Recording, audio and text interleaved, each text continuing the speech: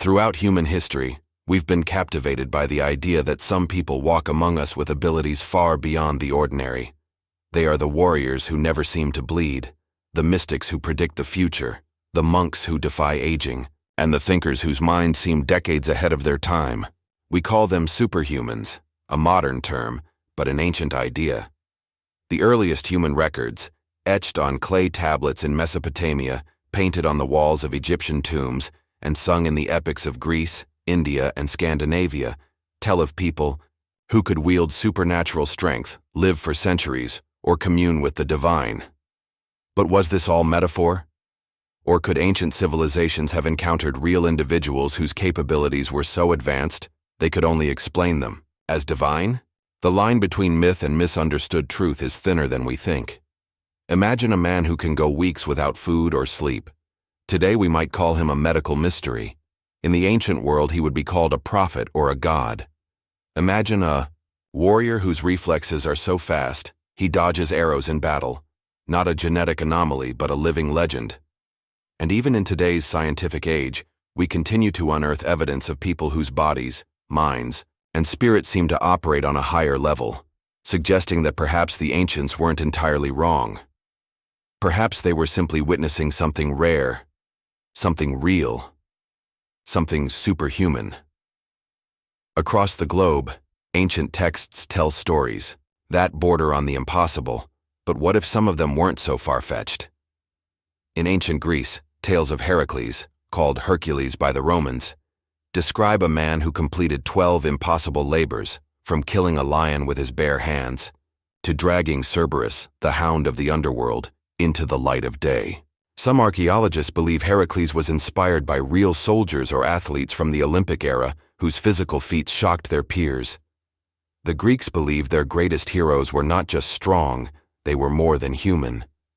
In India, the Mahabharata and Ramayana are not just spiritual epics, but repositories of ancient superhuman figures. Bhima, one of the Pandava brothers, was said to be able to crush elephants with his fists. Hanuman, the monkey god, had mastery over his breath and body, possibly a nod to the ancient yogis who practiced pranayama and siddhi to unlock abilities we still don't understand. Even today, yogis in the Himalayas are reported to sit in freezing temperatures without shivering or survive without food for weeks, documented by scientists, though rarely explained. In Egypt, the pharaohs were considered gods incarnate, but beyond religious dogma, certain individuals like Imhotep, the high priest, healer, and architect, were revered for their vast intelligence and healing powers, so much so that he was later deified. Did he possess superhuman intellect or access to knowledge long lost? In China, legends of Zhang Sanfeng and other Taoist immortals speak of internal alchemy, breath control, and qi energy so refined that practitioners could reportedly float, vanish, or survive fatal wounds. Traditional Chinese medicine and martial arts suggest ancient knowledge of the human body far more advanced than presumed. In sub-Saharan Africa, griot storytellers passed down tales of Sundiata Keita, the founder of the Mali Empire, who as a Diu child could not walk, but later developed such strength that he uprooted a tree to prove his worth. Were these tales exaggerations, or coded memories of individuals with rare physical conditions like muscle hypertrophy or extraordinary recovery from disease? Even among the Aztecs and Incas, certain priests and warriors were said to possess the ability to see omens in fire, endure without food, or kill with a single blow. Some of these claims were dismissed as myth, but Spanish conquistadors wrote first-hand accounts of witnessing native warriors who, despite wounds that should be fatal, continued to fight as if possessed. What's striking is not just the frequency of these stories, but their similarity across time and culture. The details change, the names shift, but the theme remains. In every civilization, there are whispers of people whose abilities push the limits of what it means to be human, and that begs the question, were they simply legends, or the earliest evidence that the boundary between natural and supernatural may not be as rigid as we think? While myth gave us legends, history gives us names. Men and women recorded in official documents, described by contemporaries with awe, often feared or admired for their abnormal abilities. Some lived in plain sight. Others, like puzzles, left behind only fragments of brilliance that continue to confuse and fascinate scholars to this day. Take Nikola Tesla, born in 1856 in what is now Croatia. His mind worked in ways that baffled even the most accomplished scientists of his time.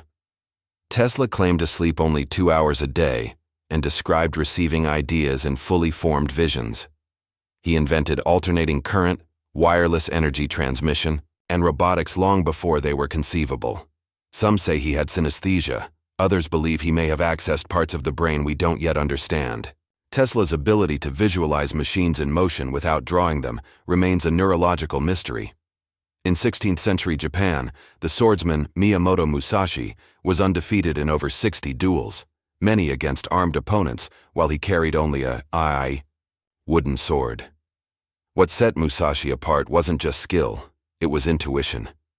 He often arrived at duels hours early, hiding in tall grass or shadows, reading the wind, the opponent's energy. Samurai writings describe him as someone who could see a fight before it happened, predicting his enemy's moves like a chess grandmaster on a battlefield. Across continents, Shah Ismail Front of Persia, the teenage founder of the Safavid Empire, claimed divine protection and wielded charisma so potent that tens of thousands followed him into battle, many barefoot and unarmed.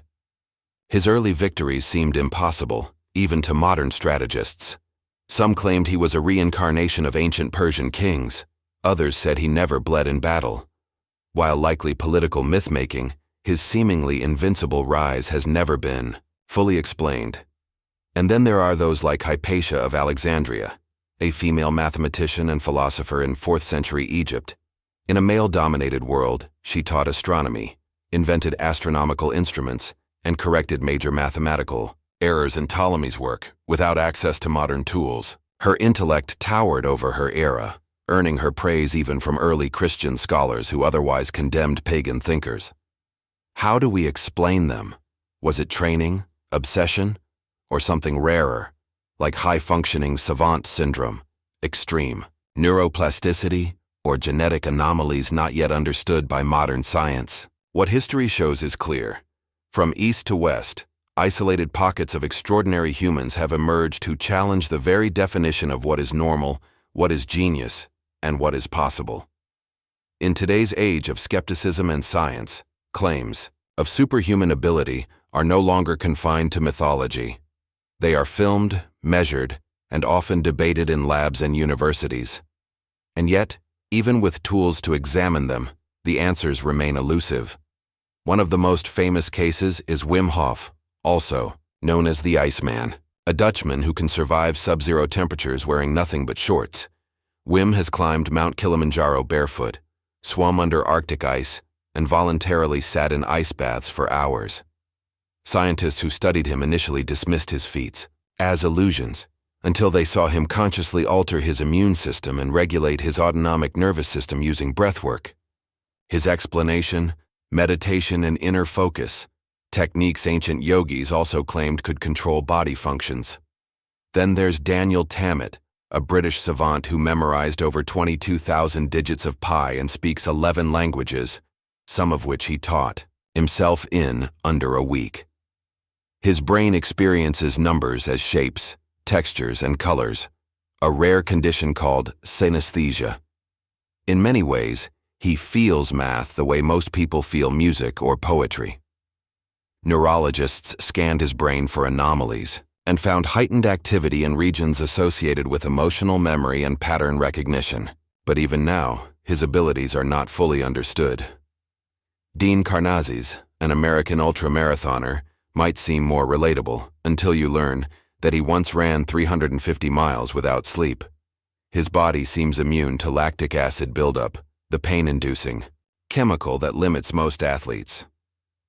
Sports scientists believe he may have a unique genetic mutation, an evolved version of the endurance gene, that enables his muscles to recover in real time. There are others. A man who can survive lethal snake bites without harm. A woman who feels no physical pain due to a rare mutation in her FAH gene. Children who solve complex equations years before they can tie their shoes. These are not comic book fantasies. They are real, living individuals, documented, tested, and often disbelieved by their own doctors. What unites them is not just talent, it's the way they defy explanation. In many cases, science can observe what is happening, but not why. So we're left with a haunting possibility. If these people exist now, what kind of superhumans might have existed before the microscope, before DNA tests, before cameras could prove or disprove their stories? How many gods, prophets, or monsters from history were simply rare individuals, born ahead of their time? History remembers war not just for its destruction, but for producing the kind of human feats that seem impossible under normal conditions. When survival is on the line, the mind and body can tap into something extraordinary, something superhuman. But what happens when these feats go beyond adrenaline? What happens when they defy all scientific reasoning? During World War II, a British soldier named Jack Churchill, often called Mad Jack, entered combat not with a gun, but with a sword and a longbow. He reportedly killed a Nazi officer with an arrow, the last recorded longbow kill in modern military history. He survived multiple explosions, escaped from POW camps, and once marched over 100 miles with nothing but his broadsword and bagpipes. When asked why he fought with medieval weapons, he replied, "Any officer who goes into action without his sword is improperly dressed." Was he just eccentric? Or did he tap into an ancient warrior spirit that gave him a psychological edge? Then, there's Lyudmila Pavlichenko, a Soviet sniper known as Lady Death. With 309 confirmed kills, she became the most lethal female sniper in history. But what astonished observers wasn't just her accuracy, it was her calm. Under fire, in trenches filled with disease and despair, she showed no signs of fear or fatigue. Psychologists today suggest she had an extraordinary resistance to trauma, possibly a rare blend of neurochemical balance and extreme focus under stress, something we still struggle to measure. On the darker side of superhuman claims lies the world of wartime propaganda, where governments fabricated heroes to inspire their people. Benito Mussolini, for instance, supported the myth of Il Uomo Proiettile, the bulletproof man, who was said to survive gunfire without flinching, crush skulls with his fists, and leap over trenches. While no such man ever existed, the cow idea stuck in public consciousness because the need to believe in superhuman protectors is as old as fear itself. But not all stories were invented. In the Pacific Theater, Japanese kamikaze pilots were reported by survivors to have performed aerial maneuvers thought physically impossible, narrow turns at deathly speeds, dives so precise they defied aircraft limitations. Later studies of wartime pilots revealed a small percentage had unusual spatial awareness and peripheral vision ranges, giving them a superhuman edge in navigation under stress. Time and again, history shows that war isn't just a test of strategy or weaponry. It's a crucible for pushing human ability to its breaking point. And sometimes, when the dust settles, we find individuals who didn't just survive war, they transcended it. If we strip away the myth and look deeper into the science, what we find is just as fascinating: rare biological conditions that mirror the legends we've heard for centuries. Start with the ACTN3 gene, often dubbed the sprint gene. Found in Olympic-level sprinters, this gene controls the production of a protein that boosts fast-twitch muscle fibers, enabling explosive speed and power. Around 18% of the global population lacks it entirely, but those who possess a rare variant can perform physical feats that seem otherworldly to the average person. Could historical warriors, gladiators, or giants of legend have simply been born with an early version of this mutation? Then there's congenital analgesia, a condition where a person feels no physical pain. While it may seem like a blessing, it often leads to injury or even death because the warning system of pain doesn't function.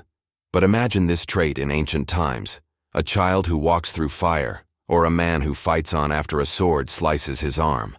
He wouldn't have been called ill, he would have been worshipped as invincible. Consider savant syndrome, a condition where individuals with developmental disorders exhibit remarkable abilities, often in memory, calculation, or art. One man can draw entire cityscapes from memory after a single flyover. Another can play a symphony after hearing it once. In medieval times, such children were either hidden or hailed as prophets. Today, they're studied, but rarely understood. MRI scans show different brain activity patterns, but the true why remains elusive. There's also HDEC2, a mutation that allows people to sleep less than 4 hours per night without fatigue or mental decline. These short sleepers can learn more, do more, live more, almost like they have an extra life within a single day. Throughout history, monks, prophets, and rulers were rumored to sleep little and work endlessly. Could it have been biology? Not divine inspiration? Finally, the Sherpas of the Himalayas. For generations, they've carried supplies up Everest while breathing thinner air than most people can survive in. Scientists now know Sherpas have genetic adaptations, more efficient oxygen transport in the blood, unique lung capacity, and even altered mitochondrial function. In short, they evolved to be superhuman, not in myth, but in measurable biology. These anomalies are rare, but they are real. And when they occur, the result is often indistinguishable from the stuff of legends. Long before empires rose and fell, before written language or formal science, indigenous cultures were already documenting superhuman abilities, not in books, but in stories, ceremonies, and oral traditions passed down for centuries. These weren't myths for entertainment. They were believed accounts, woven into the identity of entire peoples. In the Kalahari Desert, the Sand People, one of the oldest continuous cultures on Earth, speak of the trance dance, a spiritual ritual, where a healer enters a hyper-focused state to cure illness, summon rain, or ward off evil. During these dances, participants have been recorded running and jumping for up to 20 hours, often without food or water, in the blistering African heat. Scientists studying the sand have noted their exceptional endurance and pain tolerance, possibly due to unique neurological and cardiovascular traits. Is it spirituality? Is it biology? Or is it both? High in the Himalayas, the Sherpa people are not just skilled mountaineers, they're super-adapted humans. At altitudes where ordinary climbers gasp for breath, Sherpas carry hundreds of pounds with ease, their blood processing oxygen twice as efficiently as most humans. Genetic studies reveal that they possess an ancient DNA variant that enhances EPAS1 gene activity, a rare trait that allows their bodies to function at heights where others would collapse. The Western world discovered Sherpas only in the 20th century, but among their own, these powers were known and respected for generations. In the Amazon rainforest, shamans of tribes like the Shipibo and Yanomami claim to communicate through dreams, predict danger, and see illness inside the body. Some Western doctors dismissed these abilities as superstition, until MRI studies showed that these shamans score unusually high on emotional intelligence and memory recall, sometimes equal to trained neurologists. Their use of plants like ayahuasca has been shown to temporarily alter brain activity and perception in ways science still struggles to explain. Could these ancient chemists have tapped into superhuman consciousness? In Polynesia, the art of wayfinding, navigating thousands of miles across the open ocean without maps or instruments, was passed from master to apprentice. These ancient navigators could read wave reflections, cloud formations, star positions, and even subtle shifts in sea color to guide their canoes. Modern sailors with GPS still struggle to replicate the precision of these human compasses. Neurological studies suggest they had unique spatial memory wiring, enhanced through decades of training from childhood. And in North America, the plains, tribes spoke of warriors with vision like eagles and hearing like wolves. Talents not metaphorical, but based on individuals who could see miles into the distance or hear faint sounds others could not. Some of these may have been cases of eagle-eyed vision, a rare condition where vision approaches 28 sharpness, meaning someone can see clearly at 20 feet what the average person sees only at 8. These stories may sound like myths, but they reflect something deeper, a long human history of individuals, often unnoticed by the scientific world, whose lives suggest that superhuman isn't a fantasy. In some places, it's heritage. The age of myths and miracles may be behind us, but the age of engineered superhumans is just beginning. With the rise of genetic engineering, neuroenhancement, and AI human interfaces, we now stand at the edge of a new frontier, one where superhuman abilities aren't born, but built. The question is no longer if humans can be enhanced, but should they be? Scientists have already used CRISPR gene editing tools to remove genetic diseases in embryos.